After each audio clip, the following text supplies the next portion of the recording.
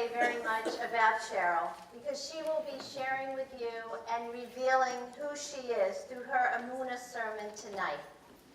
So by way of introduction, I actually want to thank Cantor Applebaum for planting the suggestion of Sheryl into my psyche as a good choice for Emunah when I was searching for my first pick.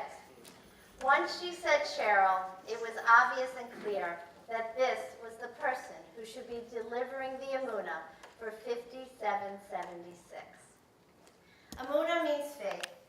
Sheryl has faith in herself to get through whatever she needs.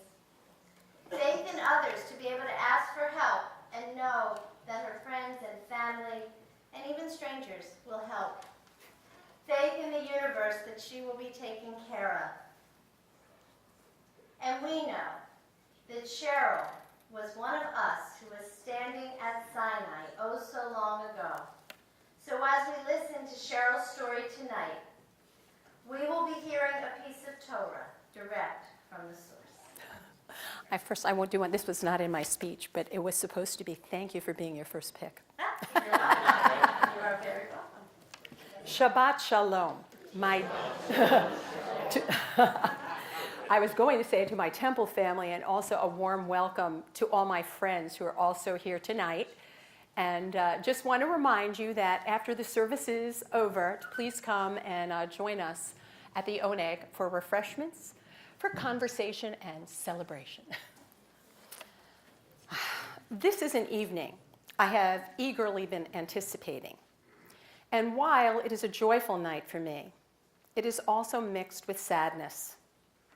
Our congregant and my friend, Meryl Polyak, who has fought a brave fight against cancer, is now in the hospice at Huntington Hills. Before I begin my Emunah, I would like us all to take a moment to think of Meryl and send love and prayers to her, her husband Jerry, her daughters Nikki and Dee Dee. I love you, Meryl. And also tonight, sadly, one of our adult band members isn't here, Debbie Fratello. Debbie's ex-husband and her daughter Brittany's dad passed away today. So I'm also sending my condolences and my prayers to the Fratello family. Okay. I would not be speaking to you from this bima tonight if it were not for the help of many other people. My deepest thanks to our clergy, both past and present, who have guided, taught, and supported me on this path to my Emunah. Rabbi Susie, Rabbi Rachel, wherever you are, Cantor Serene, there she is. You have made TBT a warm and welcoming sanctuary where I truly feel at home. Dr. Joseph Gorfeo, the choir, and I know I saw some members out there, and the adult band, I love sharing the gift of prayer and song with you. Music has been one of my best healers. And thanks to all of you, my TBT friends and my friends from outside this congregation, you have all made me feel so loved and cared for during all my recent challenges. And last of all, a heartfelt thanks to my family. Thank you. Where's Susan? There she is. Thank you, Susan, for your love and for being here tonight. I know you don't like to listen to long talks, but it means so much to me to have you here. And thank you, David. Where's David? Tomorrow, we will be married 22 years. Yeah, it's a very exciting weekend for us. David, I don't know how I could have done it without you. You have been by my side every step of the way. Your belief in me sustains me. Okay, let's get started. Tonight, I would like to share with you two important themes. The first one is the growth of my connection to Judaism, from a very slight glimmer to a very proud, strong, and deep feeling for our people and our faith. And after that, the second theme will be the question that so many of you have asked me. How have I stayed so positive through the many challenges I have faced? So as you've guessed, this is not a short Emunah. So if one of the themes interests you more than another, you can tune out for half. All right, let me find my water. I know I stuck one here. Okay. Take a sip. Okay, let's start with theme 1. 1 year ago tonight, I regretfully was not able to be at Steve's Emunah because I was attending my 45th reunion at Vassar College. And the me that attended last year's reunion was very different from the me who was a student on campus 50 years ago. When I first entered Vassar, I had just turned 17. I was young and just starting to grow into the person I am today. At that time, I had very little connection to my Judaism. I did not attend any Jewish activities on campus, and my memory is I may even attended classes on the high holidays. I'm not sure. However, without even thinking about it, my closest friends on campus were other students who were like me, scholarship students from public schools who also happened to be Jewish. And these remain the college friends I am still in contact with today. And one, I think I saw her, I'm not sure, my friend Pam. Pam, are you here? Oh, she may have gotten stuck on the LIE. I thought she would be here tonight.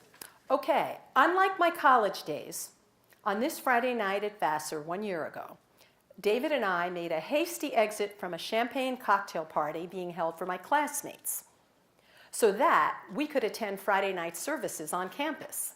And while we were at services, I missed a call from Rabbi Susie. What a strange sequence of events.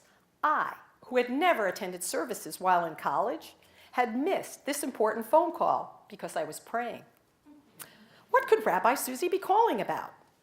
I wasn't able to return her phone call after my services were over because you guys were in services here. I have to be honest, the Emunah idea did cross my mind. But tradition was that the next Emunah had to be at services that night. So that couldn't be it. Little did I know then that our rabbi had broken with tradition and had asked all of you to keep the secret until she and I could communicate. Congratulations, you all did a great job. I was extremely surprised when Susie and I spoke that Sunday night a year ago. Why me? When Rabbi mentioned all the challenges I had dealt with, neither of us knew a new big one would crop up in just a few weeks. So here I am. How did I get here? How did I go from being a non-service going secular Jew to someone who feels this synagogue is her second home? Well, it all began in Brooklyn, where I was born in 1949. And yes, if you do the math, you'll see I am older than I look. Except now my hair is gray. My two sets of grandparents emigrated from Eastern Europe at the beginning of the last century. They all settled in Brooklyn. My maternal grandmother told me stories about her early life in Russia. And to me, they sounded like the plot of Fiddler on the Roof. Alas, I was too young to appreciate this colorful history she was giving me. When I was 4, the year my sister Deborah was born, my family moved to Queens. But I still spent a lot of time of my childhood in Brooklyn with my maternal grandparents. And although I loved them, I hated the long drives on the Bell Parkway. I still do. My grandparents were not particularly religious, but my grandfather did attend the Orthodox shul on the corner. In my childhood, we celebrated Passover at my grandparents' home. I remember the Haggadah being recited in Hebrew, and for me, a young person, the Seders were long and boring. Although my parents were extremely secular, when they moved to Queens, they joined the Rosedale Jewish Center, and it formed part of their social life. I think I recall that my father served as president one year of either the temple or of the brotherhood. When I learned I was to be this year's Emunah, I tried to visit the Jewish Center to find out what years my parents were active and to see if there were any plaques with my father's name on it. But alas, the building was no longer a synagogue. Its contents had just recently been emptied. Very few Jews were left in Rosedale. The building was being used for a Christian summer program. I was just a few weeks too late. As the years went by, my parents were no longer synagogue members. My father, who did not have positive memories of his time in Hebrew school, decided that I did not need a religious education or to become a bat mitzvah. At the time, I had no feelings about this one way or the other, but now I see it was the beginning of my separation from my Jewish identity. And so, by the time I entered Vassar in 1966, religion played no role in my life. In 1970, I was married to my first husband. He was Jewish, and we had a traditional Jewish wedding. However, shortly after we were married, his sister Susan, after whom our Susan is named, tragically and suddenly died of leukemia. My ex-husband sought counsel from his rabbi, but found he was given no good explanation of why such a terrible thing had happened. From that point on, he left Judaism, and he discouraged our participation in Jewish rituals. We could not forget we were Jewish, however. Our first home was in the suburbs of Philadelphia. We lived on a beautiful street with a country club at the end of the road.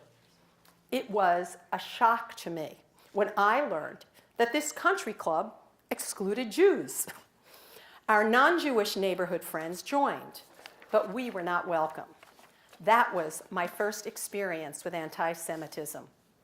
So, even though we were not observant Jews, we were Jews nonetheless.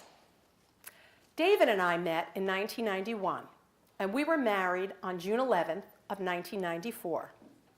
And although Judaism played no part in our lives during our courtship, when we decided to marry, we wanted the rituals of a Jewish wedding.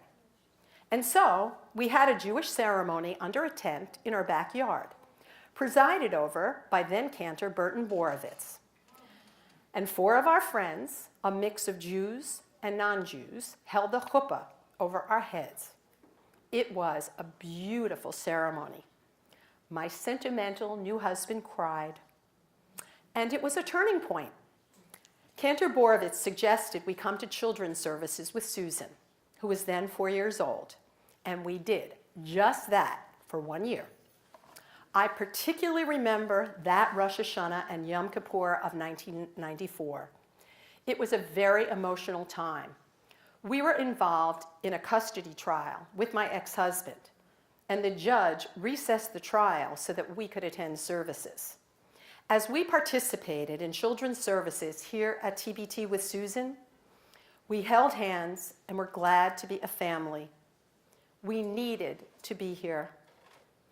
In 1995, we became full members of the temple, and Susan, unlike me, began her religious training at TBT.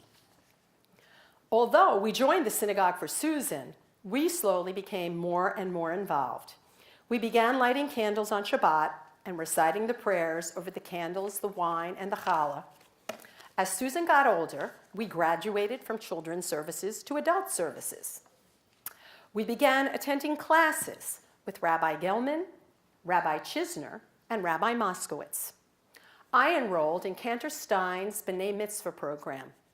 I want to thank Cantor Stein. In his class, I learned the prayers and the music that make up the Friday night service.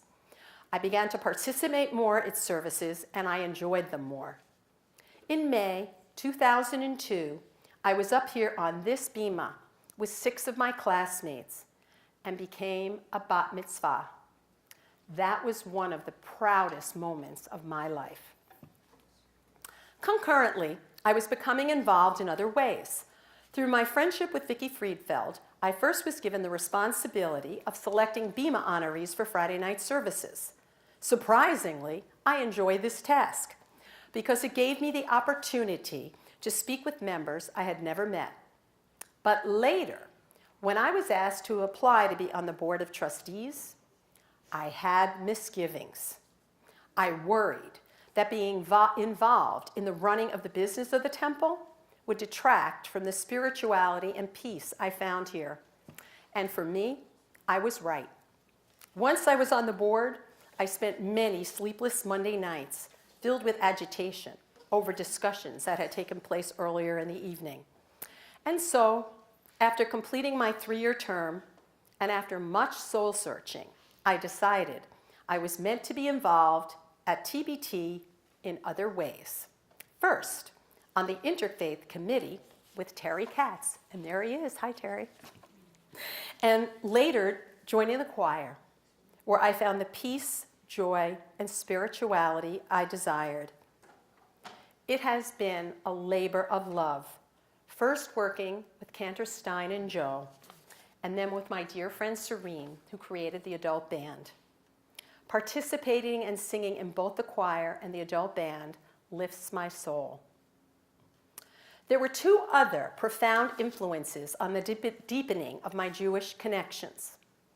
In 2003, with the encouragement of Rabbi Susie, Wayne Barnstone, Terry Shimmick, David, and I enrolled in a 2-year course of study called Mea.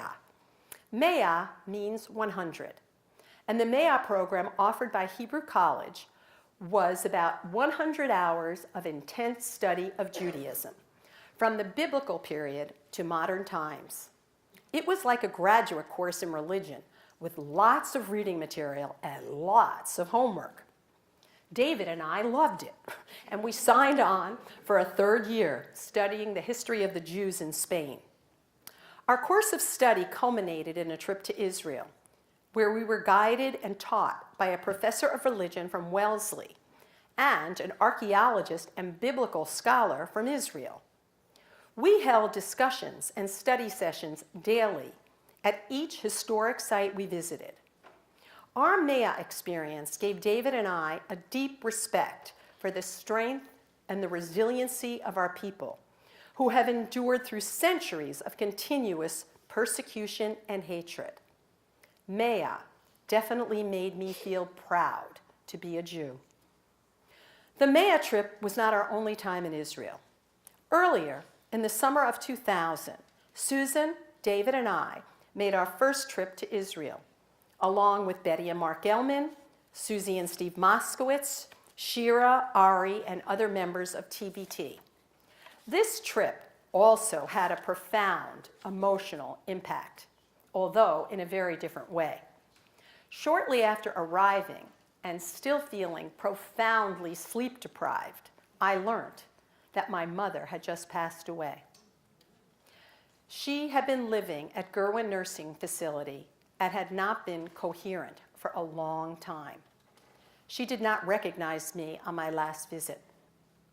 But as we began to make plans to return to New York, I was summoned by Rabbi Gelman, who, after spending several hours talking to me and learning my family's situation, strongly urged that we remain on the trip.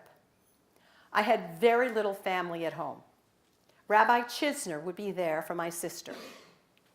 Rabbi Gelman pointed out that at home after the funeral in New York, I would be alone. Here in Israel, our family would have the comfort and the support of our temple family. And so we stayed on the trip. We had an outdoor funeral service at a kibbutz in northern Israel. And in that bucolic setting, beside the still waters, we recited the 23rd Psalm. And now, every time, I have chills now, as I hear the psalm, I am back at that kibbutz in Israel. We held Shiva minions for the next several nights, and at the wall in Jerusalem, as I pressed my hands against the warm stones, I could feel my mother's presence. I had learned that some in our tradition believe that after we die, we do pass through Jerusalem on our way to eternity. I felt a connection with Mom there at the wall. And so, my time in Israel, my learning through Mea, my years of spiritual experience here in this synagogue with our clergy, and my own yearning have moved me from being a very secular, uncommitted Jew to one who has a deep love and respect for our tradition and our people. Okay, I'm going to take a drink of water. Are we still awake? Are you ready for part 2? I think before we delve into my serious life challenges, it's time for a little levity. So, let's talk about some of the perks of having cancer. There are some, you know. As you know, over the past 3 years, I've been lucky enough to have had 3 different varieties of cancer, 2 lovely experiences with chemotherapy, and several surgeries. So, what are the perks of the big C? Well, first off, people are really nice to me. I get a lot of attention and help, and I still do this. I can take long afternoon naps and not feel guilty. And the reconstructive surgery I had following my mastectomy also had benefits. I became perky, not saggy. I tossed out all those unpleasant undergarments, and I have no more straps sticking in. So, and surprisingly, going bald also had its benefits. I was able to change my look every day. I could pick my head coverings to match my outfit. David never knew which woman he would be with each night. Let me show you some of the women I've been over the past 3 years, hiding under my talit.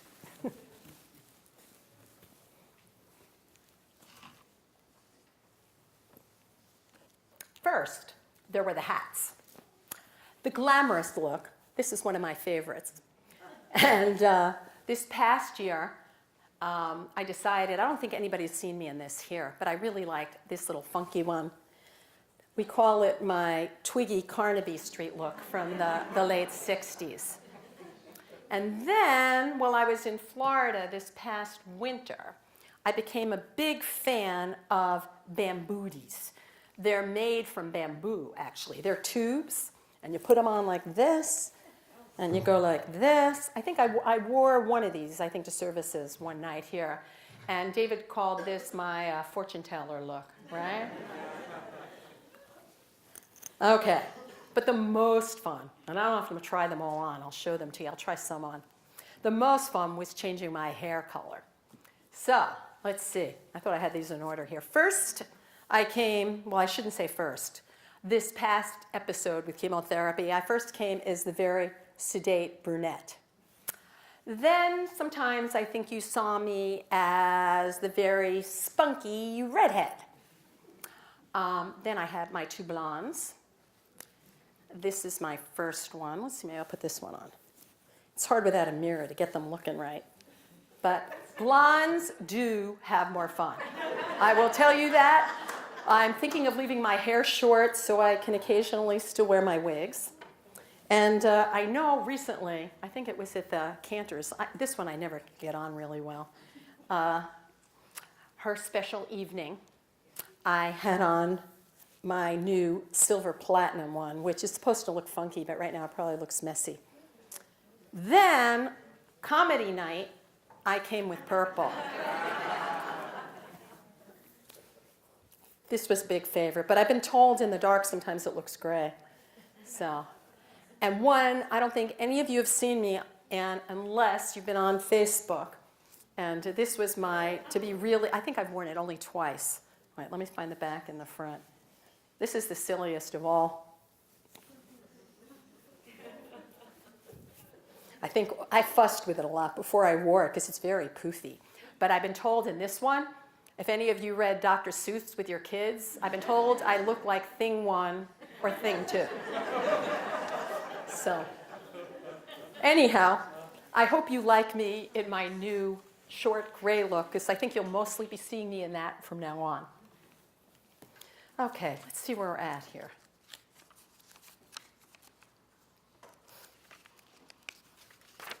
All right, you're probably asking yourself, how can I treat this so lightly? How do I stay so strong and positive? I've been giving this a lot of thought, especially in the last year. I think I was lucky enough to have been born with a very resilient nature. But I also think the early challenges in life prepared me for the later ones. I believe that if we learn and grow through each challenge, we are better equipped to handle the next one that comes our way.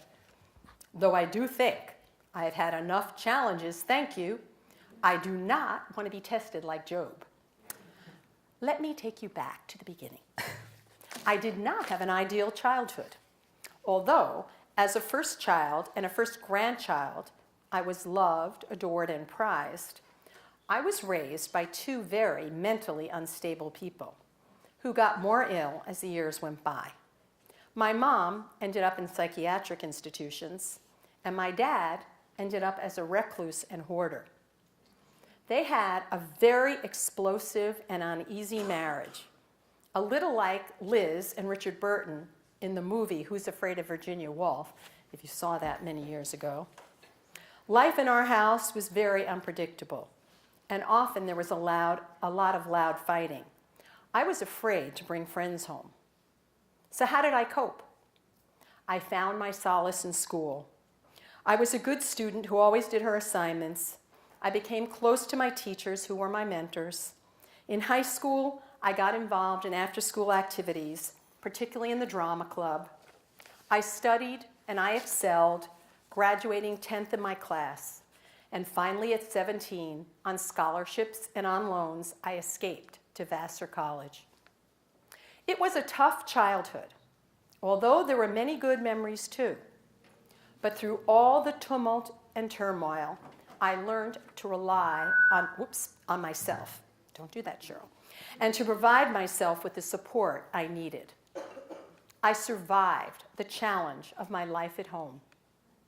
College was not easy. I felt like a fish out of water. I did not fit in with most of the students who came from elite prep schools, including Martha Ford. We called her Muff. She was in my dorm. I formed friendships mostly with other kids like myself, scholarship students from public schools in New York. And at the time, I was dating my first husband-to-be. Out of loneliness, I clung to a relationship that started out well, but began to show signs of how it would fall apart in the future. On the outside, my first husband was all the things I was taught to look for in a spouse. He was Jewish. He was attending a great college with plans to be a lawyer. He was cute, funny, and at the time, I thought he was strong and stable and could provide me with the stability I never had earlier in life. I was a young girl looking for Prince Charming to save me. He didn't. He gave me new challenges to face. We did not live happily ever after. We were married in 1970, and in some ways, life got better. There was no fighting. We had nice places to live, nice friends. And although we never had a deep emotional or physical connection, I felt relatively safe. Life was less erratic for a while. But my first husband did not really want to be married. He was not able to be faithful. We spent years and years in counseling. It never worked. But I felt divorce was a four-letter word. I so badly wanted stability. I was not willing to give up. Along with our marital angst, there were other problems. My mother, who was becoming more unstable each year, eventually ended up in Pilgrim State Hospital. I will never forget my first visit to see her there. She had always been a very attractive and vivacious woman. The mother I found that day was now an ill-kempt, deranged old woman. It was a terrifying and sad day. And I was there alone, not accompanied by my spouse. The other challenge we were facing in our married life was infertility. And although our relationship was far from ideal, I was in my late 30s and very much wanted to start a family of my own.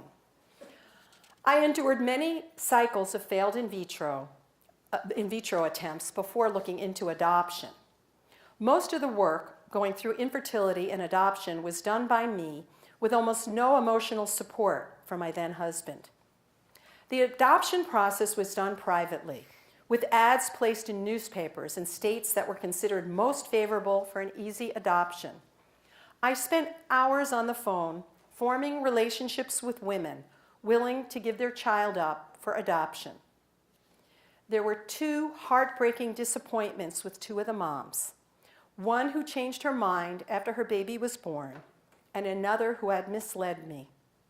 We succeeded on the 3rd try with Susan's biological mother. Susan's biological family lives in Spokane, Washington. Her mother and I got to know each other by telephone over the course of her pregnancy. And about a week before Susan was due to be born, I flew by myself out to Spokane. There I met Susan's mom and her siblings, her sister, who had the same 2 biological parents, and her half-brother. I fell immediately in love with her sister, Crystal. She was about 2 years old and quite adorable. I imagined my own adopted child to be a daughter, just like her. And in fact, they do look a little alike, right? Susan's biological mother was young and very quiet and shy in my presence. She was very hard to get to know. And so I was in Spokane, watching, waiting, wondering. What was I doing? I particularly remember a walk along the riverfront in which I was voicing my doubts. I was talking to God. Do I know what I'm doing? There's no going back. This is a responsibility for the rest of my life. Is this the path I'm meant to follow? Looking back, I had a foreshadowing of some of the challenges to come in the years ahead. But the doubts faded as I was present at Susan's birth. I cut her cord and I held her. She was the most precious baby, just scrumptious. This was the next turning point. I was now a mom, responsible for another human being. I was an adult with a purpose. My hollow marriage was no longer enough. With Susan, I was strong enough to move on. And although she needed me, I needed her. Susan helped me grow and face my challenges. And so, 7 months after her birth, her father and I separated and began the process of divorce. I was 40 years old and a single mother. But after the initial trauma, life got better. My mom was transferred from Pilgrim to a slightly nicer facility in the Philly suburbs near where I lived. Susan helped me with visits to my mom, too. Visiting mom in state hospitals was scary and daunting for me. But bringing an adorable little infant along changed everything. She brought life, energy, and hope to this sad environment. Everybody loves a beautiful baby. And life continued to improve in most ways. I was a free, independent mom. I started to take good care of myself, running, going to the gym, making new friends, biking, swing dancing, dating. And around the time Susan was 2, along came David. David lived right here in Melville, and I lived in the Philly suburbs. We spent 3 years traveling back and forth, spending almost every weekend together. We had a wonderfully exciting and romantic courtship, and David was unbelievably supportive and helpful with Susan. We were deeply in love, but more challenges were just around the corner. Susan's nursery school teacher called me in for a meeting. The staff was concerned that Susan might have speech delays. She was 3 years old and had not spoken to the head teacher all year. Of course, Susan later told me that teacher was very scary to her. But that conference was the first indication I had that Susan might have learning issues. The bigger problem at the time was my ex-husband, a very adversarial lawyer. In June of 1994, while enjoying our beautiful wedding, David and I were not able to relax in our new happiness because within a week or so after our marriage, we faced a custody trial for Susan in Pennsylvania. And it was an ugly battle. My ex called witnesses testifying to Susan's disabilities and claiming that my moving her from familiar surroundings would be harmful to her. Thankfully, the judge did not agree. He decided that Susan remaining with her mother was the most important factor for her well-being. And so he allowed Susan to live with David and me, but granted joint custody with very generous visitation for her father. And the power struggle and litigation continued for several years over small matters. Until a few years later, a wise friend told me that all this hatred and pettiness was so unlike me. These words caused a light bulb to go off. If one side stopped fighting, there could be no battle. It was a hard challenge, but I did it. And guess what? The war did stop. And we mostly worked together on Susan's challenges in the coming years. At age 5, Susan was evaluated by the Half Hollow Hills School District for learning problems. The results of this evaluation were serious and hard for me to absorb at the time. Susan had deficits in many areas. Recommendations were for a small, self-contained class. Years of evaluations, consults, and medications were to follow. But along with the problems came many blessings. First, I happened to marry a guy who bought a home in 1976 in a great school district, even though he had no children at the time. I cannot say enough wonderful things about all the teachers and administrators who helped Susan and me during her years in school. They supported and guided us throughout and helped me become a parent volunteer at CSE meetings. I learned a lot and met so many wonderful people, including Joanne Sandler, a TBT member who's here tonight. Joanne was the parent volunteer at Susan's CSE meeting. And Joanne and I intersected again later in life when she helped me during my first cancer scare. And so another challenge became a blessing. We did not have to get involved in the competitive college process. We could relax and enjoy our daughter. And she brought us many moments of laughter, fun, and pride, particularly as she participated in a production of The Free Players, playing the role of Marty in Grease. She was a natural, and I must admit, I hoped Susan would continue with this outside interest. But that was my dream and not hers. Susan brought us more joy as she graduated with a local diploma in 2008. With a lot of hard work, she passed all her Regents competency exams and even passed her biology Regents, a real achievement for a kid with serious learning issues.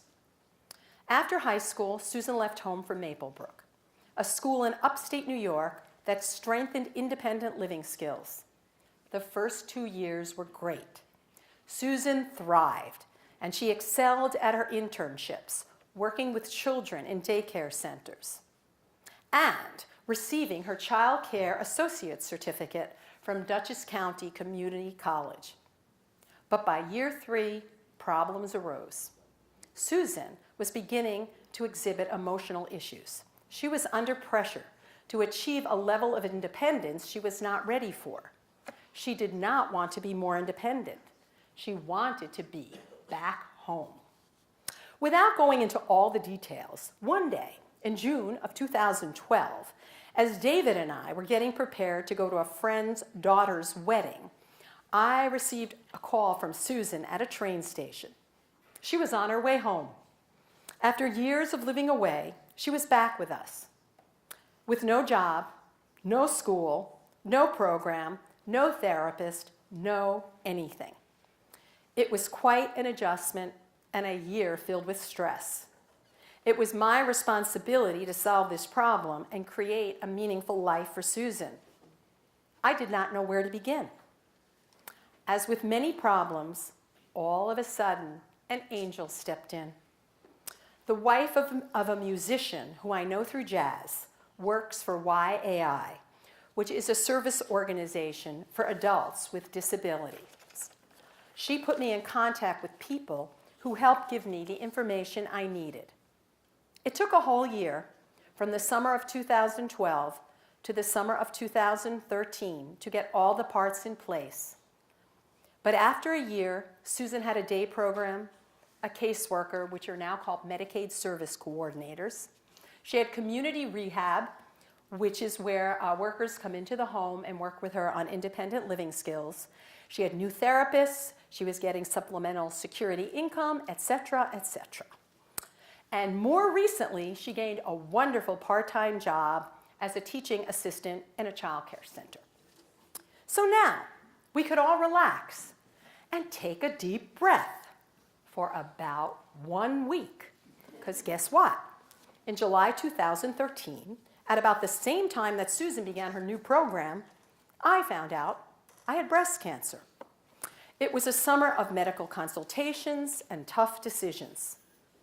I decided on a double mastectomy and reconstructive surgery. I picked a breast surgeon, a plastic surgeon, and an oncologist. At the same time, I continued to rehearse with the choir for the high holidays. My surgery was scheduled for September 11th, 2 days before Kol Nidre. So I was here singing for Rosh Hashanah, but was home recuperating for Yom Kippur. In late October of that year, in preparation for chemo, I had a port surgically installed. In the recovery room, mid-afternoon on a Friday, I informed the nursing staff I had to hurry and head home so that I would not be late. I wanted to sing with the adult band for services that night. Cancer would not hold me back. Chemo wasn't easy, but I kept life as normal as possible. In my hats and wigs, I came to services, took part in choir and adult band. I was not going to let cancer interfere with the important things in my life. Chemo was over in March of 2014. One more reconstructive surgery followed in May, and I thought the cancer ordeal was over. To my great surprise, my dermatologist found a melanoma in July. Guess where? Around a mole on my newly reconstructed breast. Who thought to have the mole removed during my mastectomy?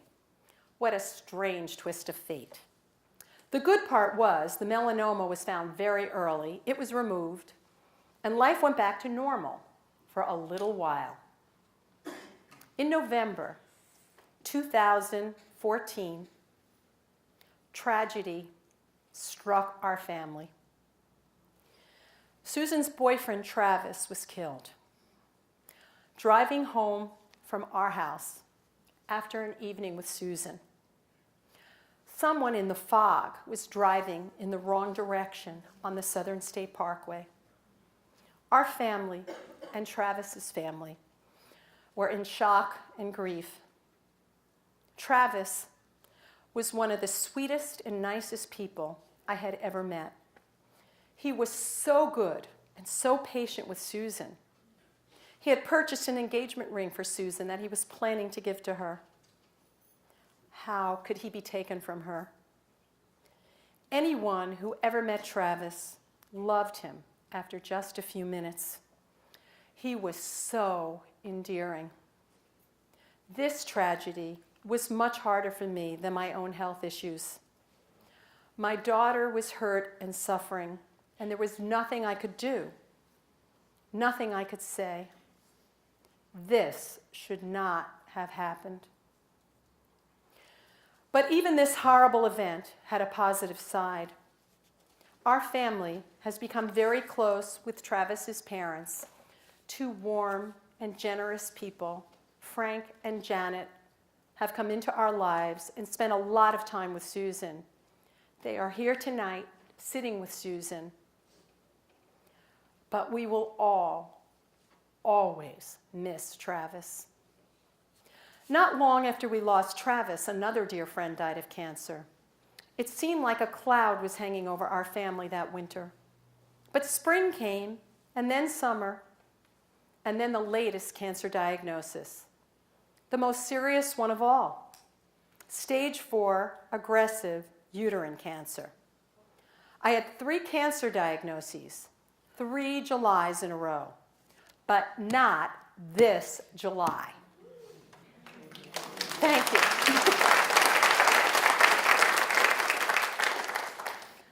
I have a scan coming this Tuesday. It will show no cancer. I'm moving on.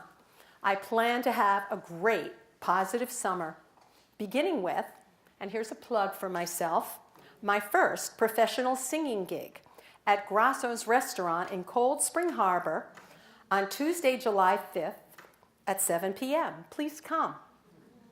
And on Sunday, July 17th, a TBT musical potluck and pool party in our backyard. And you are all invited. There's information about that inside your program tonight. And watch for more emails from the temple on it. So, why do bad things happen to good people? I have my faults, but I believe I'm basically good. There is no answer to the why question, and it does not help to dwell on it. The better question is, now that this bad event has happened, what am I going to do about it? Am I going to stagnate and feel sorry for myself? Or am I going to learn and grow from it? For me, the answer was obvious.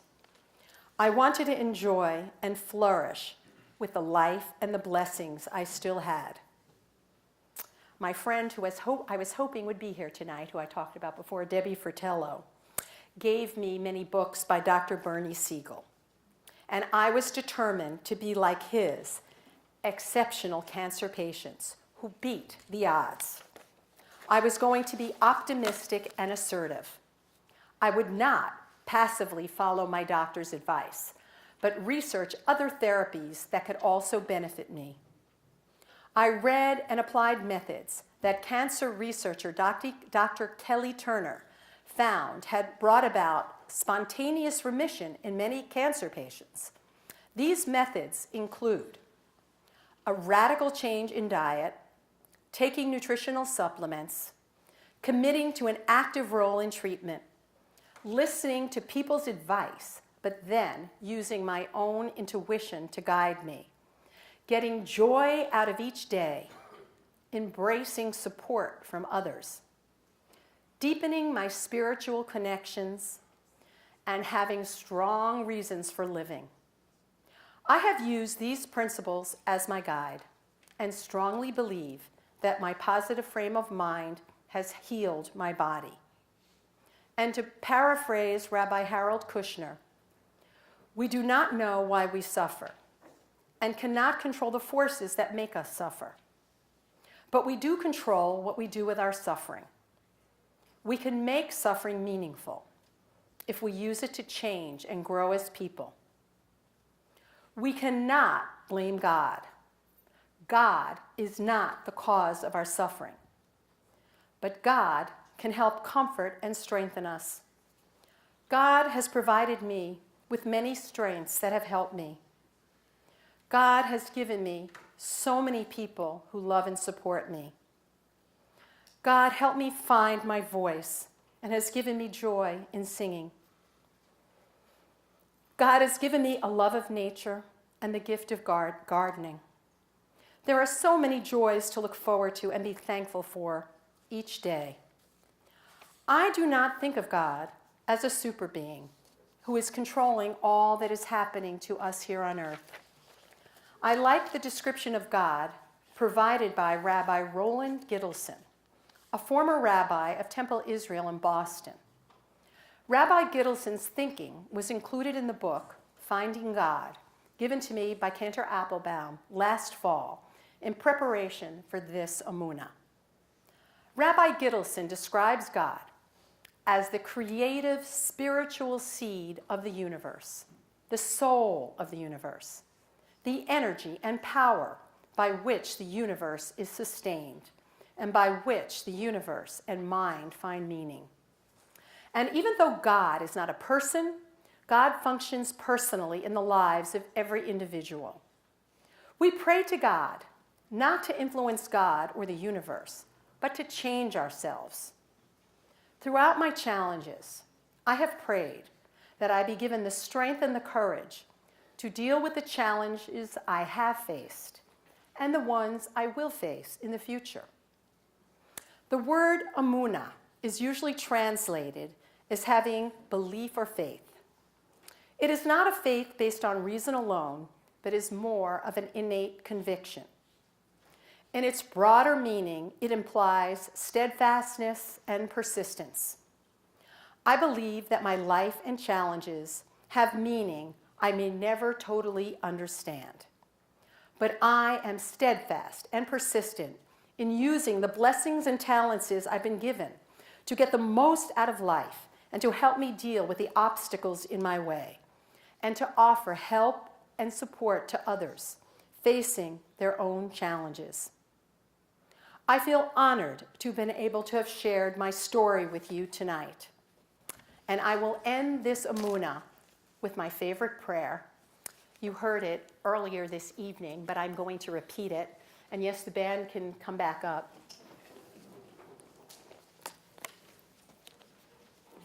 Hashkivenu. It begins. Hashkivenu Adonai Eloheinu l'shalom. Grant, O God, that we lie down in peace. V'hamidenu shamrenu l'chaim. And raise us up, our guardian, to life renewed. Ufros aleinu sukat shlomecha. Spread over us the shelter of your peace. When I get into bed at night and pull the covers up over me, I am under a blanket of peace and protection, sheltering me from the problems and the stresses of the day. I am being given the gift of rest and renewal to refresh my mind and body before meeting the challenges of the next day. And so now, with the help of the adult band, I will close with a beautiful version of Hashkivenu by Noah Aronson. The English words can be found on page 161 of your Siddur. You will be asked to join in with us at the end. Hopefully I can still sing.